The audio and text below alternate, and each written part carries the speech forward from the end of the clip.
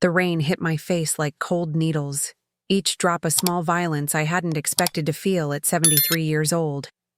I stood on what used to be my front porch in Savannah, the house on Whitaker Street where I'd raised my daughter, buried my husband, and thought I'd die in peace, watching my son-in-law Marcus fill the doorway like he owned it, which, apparently, he now believed he did. "Get out, old woman," he said, his voice carrying that particular cruelty of a man who's finally showing his true face. "This house is mine now. You're done here." Behind him, barely visible in the warm light of the hallway, my daughter Rebecca stood frozen. Our eyes met for half a second, hers filled with something that might have been shame or might have been relief, before she looked away. That look, or lack of it, hurt more than the rain soaking through my cardigan. What I didn't know that Tuesday evening, standing there with my purse clutched against my chest and water running down my neck, was that one phone call would unravel 40 years of carefully kept secrets. By midnight, Marcus would discover that the fragile old woman he'd just thrown into a storm was someone else entirely. And my daughter would learn that the mother she thought she knew had lived an entirely different life before she was born. My name is Eleanor Hayes. I'm 73 years old, and until 3 hours ago, I was a retired art teacher who spent her days tending roses and pretending the past didn't exist. I thought I could keep it that way. I was wrong. Before I tell you what happened next, I need you to understand something about how YouTube works. The algorithm decides who gets to see the ending of this story based on one thing: engagement. If you're not subscribed, if you don't leave a comment telling me where you're watching from, YouTube assumes you're not interested and stops showing you the content. I've seen people spend hours searching for part 2 of stories they never got to finish. Don't let that be you. Subscribe right now. Comment your city below. Because what happens in the next 3 hours, you won't believe it even when I tell you. Let me take you back 6 months, to when this nightmare really started. Rebecca had shown up at my door on a March afternoon with Marcus trailing behind her like a shadow that had learned to smile. They'd been married 2 years by then, and I'd spent most of that time trying to convince myself that the coldness in his eyes when he looked at me was just my imagination. "Mom," Rebecca had said, settling into my kitchen with the ease of someone who'd grown up there. "Marcus and I have been talking. With the baby coming, we need more space." I'd felt my heart squeeze. A grandchild. Finally. "That's wonderful, sweetheart. Are you thinking of moving?" "Actually," Marcus cut in, reaching for a cookie from the plate I'd set out, "we were hoping to move in here. With you. This house is huge for just one person." The kitchen had smelled like lemon polish, and the jasmine I'd cut from the garden that morning. Everything was exactly as it had been for 40 years. The white subway tiles I'd installed myself, the butcher block counters John and I had saved up for, the window over the sink that looked out onto the magnolia tree we'd planted the day Rebecca was born. "Move in here?" I'd repeated, trying to buy time to think. "Just temporarily," Rebecca added quickly. Too quickly. "Until we get on our feet. Marcus's business is going through a rough patch, and with the baby expenses—" "We'd pay rent, of course," Marcus said, though his tone suggested he was doing me a favor by offering. I should have said no. Every instinct I'd developed over 7 decades screamed at me to refuse. But Rebecca's hand was on her barely there belly, and her eyes held that same hopeful light they'd had when she was 5 and asking for a puppy. "Of course you can stay," I'd heard myself say. "Family takes care of family." Marcus's smile had been triumphant. I'd mistaken it for gratitude. They moved in 2 weeks later. Within a month, Marcus had transformed from son-in-law to something more like a hostile occupant. He criticized the way I cooked, the way I kept house, the way I breathed too loudly when he was watching television. Rebecca, swollen with pregnancy and exhausted, said nothing. "Your mother's in the way." I heard him tell her one night through the thin walls. This place should be ours. She's old. She doesn't need all this space.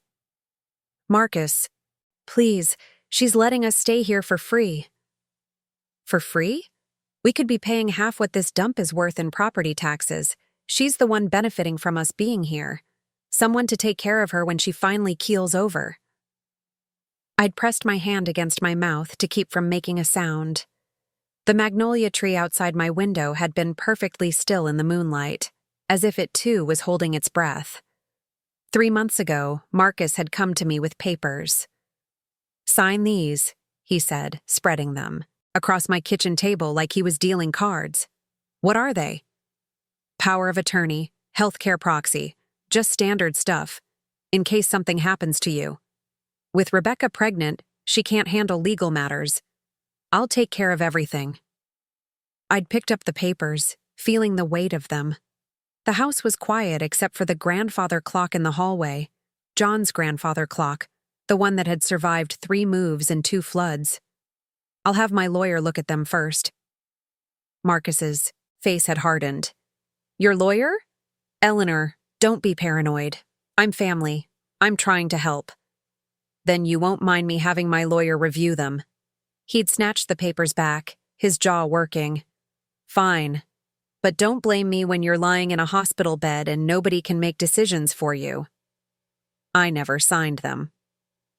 2 weeks later, my lawyer called to tell me that someone, he couldn't prove who, had tried to file a deed transfer on my house. The claim was that I'd given the property to Marcus as a gift. "It's been rejected," Mr. Chen assured me. "But Eleanor, you need to be careful. Someone is trying to steal your home." That night, I'd confronted Marcus in the living room. Rebecca was upstairs, 8 months pregnant, and sleeping the heavy sleep of the exhausted. "I know what you tried to do," I said quietly. He'd been watching a basketball game, beer in hand, feet on my coffee table. He didn't even look at me.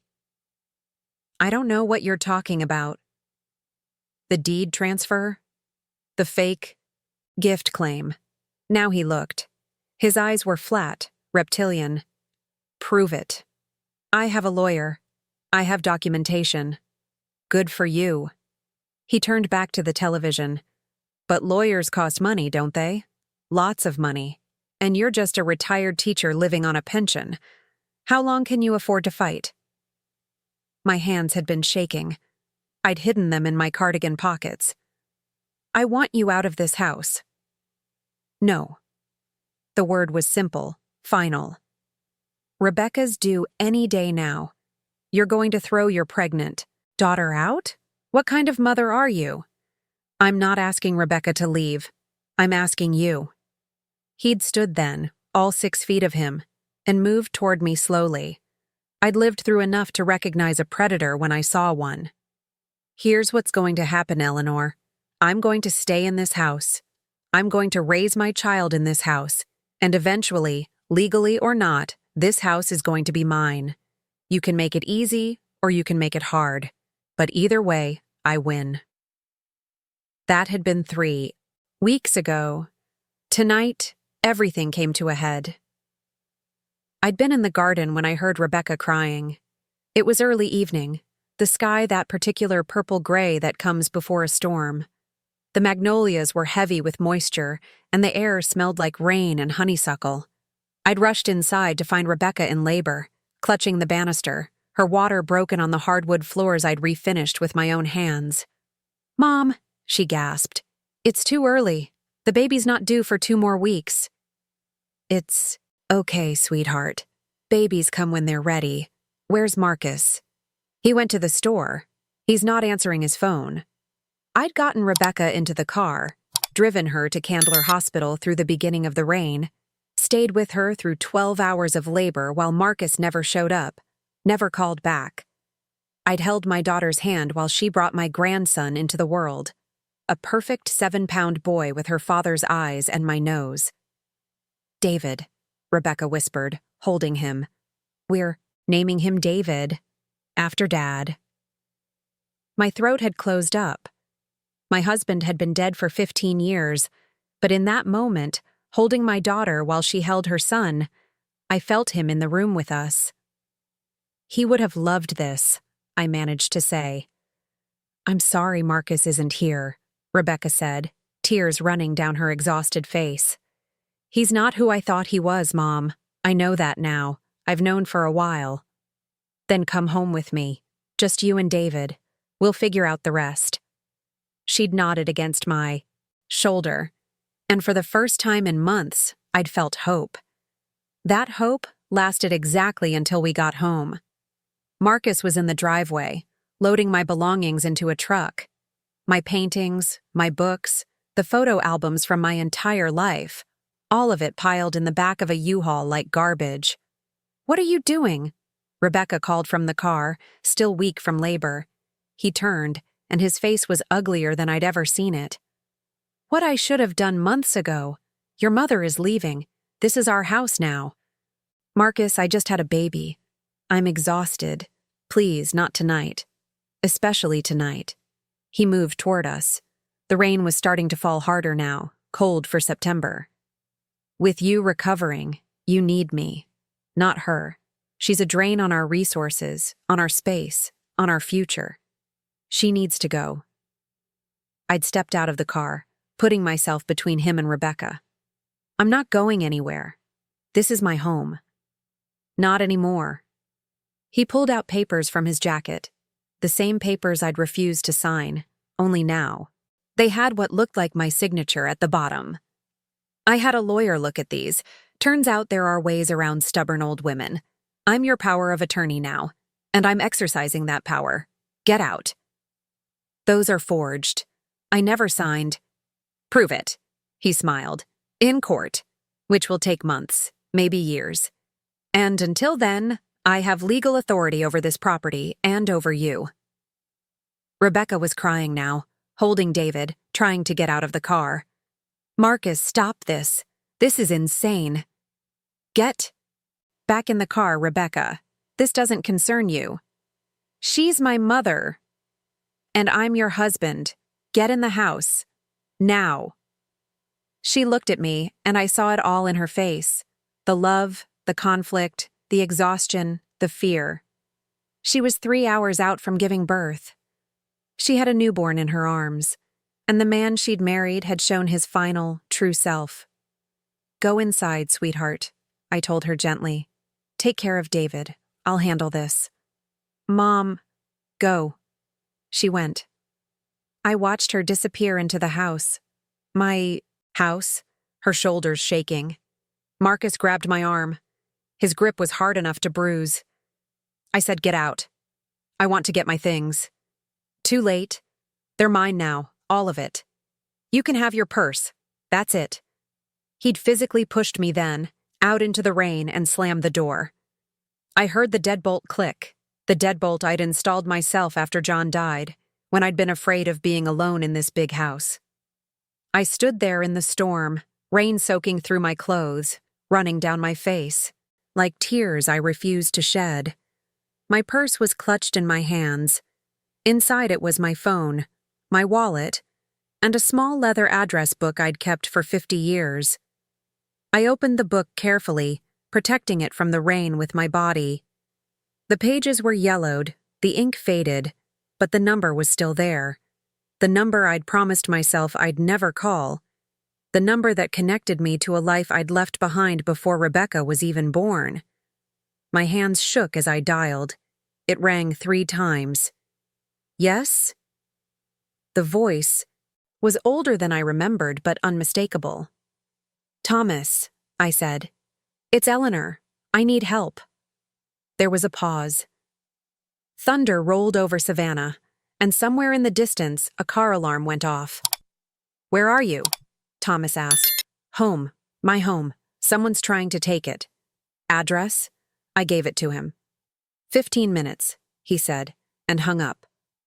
I sat down on the curb, rain running down my neck, and waited. The houses on Whitaker Street were all lit up, warm and safe. Inside my own house I could see shadows moving behind the curtains. Marcus, probably going through my things. Rebecca, probably crying over her newborn son. I'd left Thomas's world 43 years ago, pregnant with Rebecca and desperate to give her a normal life. I'd married John, a kind art teacher who knew about my past and loved me anyway. I'd built a quiet life full of gardens and students and peace. But before that, I'd been someone else. Someone Thomas had tried to protect. Someone who'd seen things and done things. I'd spent 4 decades trying to forget. The limousine appeared exactly 15 minutes later, black and sleek and completely out of place on my residential street. It stopped in front of my house, and the back door opened. Thomas stepped out. He was 75 now, his hair silver, his face lined, but he moved with the same authority he'd had at 30. And when he looked at me, his eyes held the same fierce protectiveness they'd always had. Eleanor. He pulled off his jacket and wrapped it around my shoulders. It was warm and smelled like expensive cologne. Who did this to you? My son-in-law. He's trying to steal my house. He forged documents. He threw me out. Thomas's jaw tightened. Is he inside? Yes, with my daughter and newborn grandson. Stay here. He walked to the door and knocked. Not pounded. Knocked. 3 precise raps that somehow carried more authority than any amount of shouting could have. Marcus opened the door, his face already forming into a sneer. Look, I don't know who you are, but I'm Thomas Castellano, my brother said calmly, and I'm the real owner of this property. Marcus's face went white. Even Rebecca, visible behind him, looked shocked. That's impossible, Marcus stammered. This house belongs to Eleanor. Did you really think a retired art teacher could afford a historic home on Whitaker Street? Thomas asked. The question was rhetorical. I bought this property 40 years ago and put it in Eleanor's name, but it's still mine. Which means you've been living in my house, terrorizing my sister, and attempting to commit fraud against my property. He pulled out his phone and showed Marcus something on the screen. I couldn't see what it was, but Marcus's face went from white to gray. You've been busy, Marcus, Thomas continued, forging documents, filing false deed transfers. That's 10 to 15 years in Georgia, by the way. Federal crime. I wasn't. Yes, you were. I have investigators. I have evidence. I have lawyers who make your life savings look like pocket change. Thomas stepped closer. Here's what's going to happen. You're going to get whatever belongs to you personally, and you're going to leave. Tonight. If you're still in Savannah by morning, I'll have you arrested. If you ever contact my sister or my niece again, I'll bury you so deep you'll never see daylight. Do you understand? Marcus looked at me, then at Thomas, then back at me. You're his sister? You never said. There's a lot about my mother you don't know, Rebecca said quietly from behind him. She was holding David, and her face was set in a way I recognized. It was my face, the one I wore when I'd finally had enough. Thomas Castellano. I've read about you. You're her brother, Thomas confirmed, and your uncle. Now, are you going to let your mother into her own home, or do we need to continue this conversation in front of the neighbors? Rebecca stepped around Marcus and opened the door wide. Mom, come, home. I walked up the steps, past Marcus, who was rooted to the spot, and into my house. It smelled like rain and baby powder and the jasmine I'd brought in that morning, which felt like a lifetime ago. Thomas followed me in. Pack, he told Marcus. You have 1 hour. The next 60 minutes were strange and surreal. Marcus moved through the house like a ghost, throwing things into suitcases. Rebecca sat with me in the kitchen, nursing David, not saying anything. Thomas stood by the door, checking his watch periodically. Mom, Rebecca finally said, I need to know everything. Who are you, really? I looked at my brother. He nodded slightly. My name is Eleanor Castellano Hayes, I began. Before I was your mother, I was the daughter of Vincent Castellano. Your grandfather ran the largest legitimate real estate development company on the East Coast. Thomas runs it now. That's where I came from. That's what I left when I met your father. But why? Why leave that? Because I wanted something real. Something that was mine, not the family's. I wanted to teach art and grow roses and raise a daughter who didn't have to live in that world. I reached for her hand. Your father knew. He married me knowing all of it. And we built something beautiful together. Thomas cleared his throat. Time's up. Marcus appeared with 3 suitcases. He wouldn't look at any of us. Marcus, Rebecca said. His name on her lips sounded like goodbye. I'll have my lawyer contact you about divorce proceedings. I want full custody. You can visit David, supervised, if you stay clean. But we're done. He opened his mouth, closed it, and left. The door shut behind him with a soft click. The house was suddenly very quiet. I'll have my people bring back your belongings from the truck, Thomas said, and I'll have new locks installed tomorrow. Security system, the works. He paused. You could come stay at the estate. Both of you. There's room. This is our home, I said. Mine and Rebecca's and David's. But thank you. He nodded, understanding. I'll have someone check in daily. And Eleanor? No more hiding. Your family. That means something. After he left, Rebecca and I sat in the kitchen drinking tea. David was asleep in her arms, perfect and unaware of the chaos around him. I can't believe you kept this secret my entire life, Rebecca said. I wanted you to have normal. I wanted you to make your own choices, not have them dictated by family expectations or money or legacy. Did you ever regret it, leaving that world? I thought about it, about the magnolia tree outside, the roses in my garden, the students I'd taught who still sent me Christmas cards, about John, who'd loved me for exactly who I was, about this moment, sitting with my daughter and grandson in the kitchen I'd made a home. Not once, I said. Not for a single second. Rebecca smiled. I'm glad you called Thomas. I'm glad he came. Me too. But Mom, next time you have a billionaire? Brother who can solve all our problems? Maybe mention it sooner? I laughed, really laughed, for the first time in months. Deal. That night, I slept in my own bed for the first time in weeks without listening for footsteps in the hallway or voices discussing my fate. The rain had stopped. The magnolia tree was dripping onto the lawn, and my grandson was sleeping in the room where I'd once rocked his mother to sleep. Marcus tried to fight the divorce, of course, but Thomas's lawyers were better. Within 3 months, Rebecca was free. David was legally hers alone, and Marcus was living in Florida under a restraining order. The forged documents? Thomas's investigators traced them to a shady lawyer who'd done time for fraud. Marcus had been stupid enough to keep emails. The case never went to trial. Marcus took a plea deal that involved restitution and probation. Rebecca went back to work part-time as a graphic designer, working from home while I watched David. The house filled up with baby, laughter and the sound of her humming while she sketched. We planted a new rose bush together, a David Austin rose called New Dawn, in the garden where the old ones grew. Thomas visited once a month, always bringing gifts for David and trying not to look too emotional when his grandnephew grabbed his finger. He and Rebecca developed an easy relationship, and she started bringing David to Sunday dinners at the estate, slowly integrating into the family I'd left behind.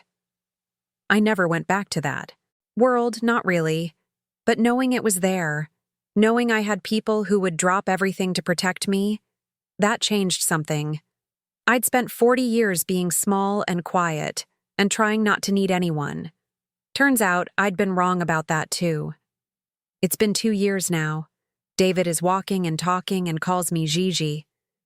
Rebecca met someone new, a gentle architect named Sarah who treats her like she's made of something precious. They're talking about getting married next spring. I'm 75, years old. My roses are blooming. My daughter is happy. My grandson is healthy. And the house on Whitaker Street, my house, earned by 40 years of living in it and loving it, is exactly where it should be. Sometimes I think about that night in the rain, about how close I came to losing everything, about how Marcus thought I was just some weak old woman with nothing and no one. He was wrong about that. But then again, I'd been wrong too. About what I needed, about who I could trust, about when to ask for help. The best part? Teaching David to paint last weekend. His little hands covered in watercolors, the paper full of chaotic joy. Rebecca watching us with tears in her eyes, seeing her father and her son's love of art. "Mom," she'd said quietly, "thank you." For what? For showing me what it means to be strong, to stand up for yourself, to know when to fight and when to walk away. I'd hugged her, painting her shirt with David's green-covered hands, and thought about all the versions of myself I'd been. The Castellano daughter, the art teacher, the widow, the grandmother. All of them led to this moment, to this kitchen full of paint and laughter, to this life I'd chosen, fought for, and finally claimed completely as my own. Marcus is somewhere in Florida, I hear, starting over, alone. And me? I'm here, in the house I've always belonged in, with the family I've always had, and the family I made, teaching my grandson to see color and light, planning my daughter's wedding, growing old exactly the way I want to. The magnolia tree is blooming again. The roses need pruning. And somewhere in my closet is a leather address book with my brother's number, just in case. But I don't think I'll need it again. Because the woman who stood in the rain that night, soaked and lost and desperate, she's not lost anymore. She's home.